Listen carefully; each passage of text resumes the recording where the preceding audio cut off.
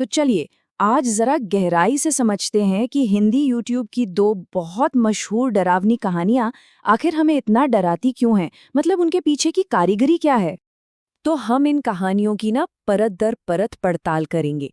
देखेंगे कि कहानी की शुरुआत कैसे होती है, डर की जड़ कहाँ है, क्लाइमैक्स में ऐसा क्या मोड़ आता है जो सब कुछ बदल देता है, और हाँ, सबसे जरूरी कि ये कहानियां हमें क्या सबक देती हैं। तो सबसे पहले मिलते हैं हमारी दो कहानियों से। एक का ताल्लुक एक असली हादसे से है, तो दूसरी कहानी एक लड़के के जाती जुनून से पैदा होती है। तो देखिए, एक तरफ वो डर है जो एक मनहूस जगह और उसके इतिहास से जुड़ा हुआ है, और दूसरी तरफ वो खौफ है जिसे कहानी का हीरो, आप कह सकते हैं, कि खुद ही दावत देता है। अच्छा, कभी सोचा है कि किसी भी हॉरर कहानी में हीरो जानबूझकर खतरे में क्यों जाता है? असल में उसके पीछे ना कोई बहुत बड़ी मजबूरी होती है। आइए देखते हैं कि हमारी कहानियों में वो वजह क्या है।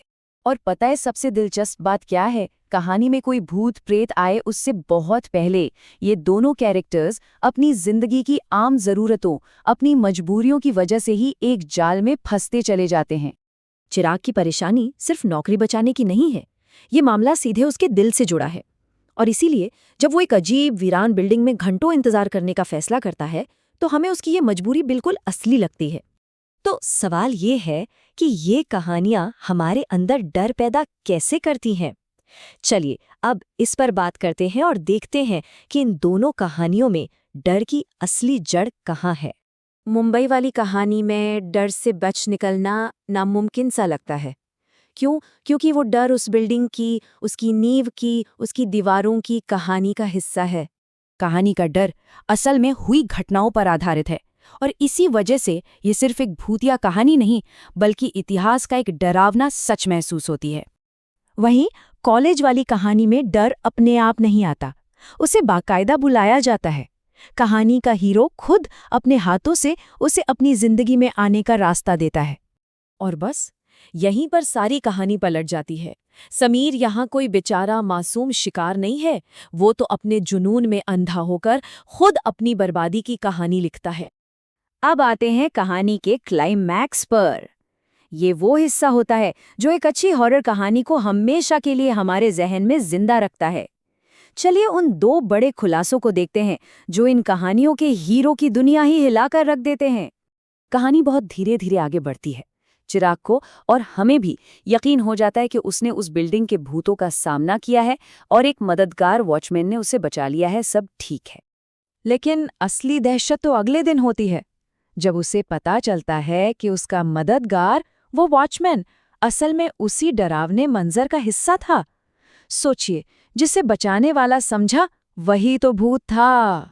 दूसरी तरफ समीर की कहानी है जो हमें पागलपन की हद तक ले जाती है, और अंत में जो खुलासा होता है वो हमें सोचने पर मजबूर कर देता है कि जो कुछ भी हुआ, क्या वो सच था भी, या असली सच उससे कहीं ज्यादा भयानक है। तो इतना डर, इतना सस्पेंस और इन हैरान कर देने वाली ट्विस्ट के बाद सवाल ये है कि ये कहानियां आखिर हमें कहना क्या चाहती हैं। देखिए, हर डरावनी कहानी के पीछे एक चेतावनी छिपी होती है। तो चलिए समझते हैं कि ये कहानियां हमें किस बात से सावधान कर रही हैं।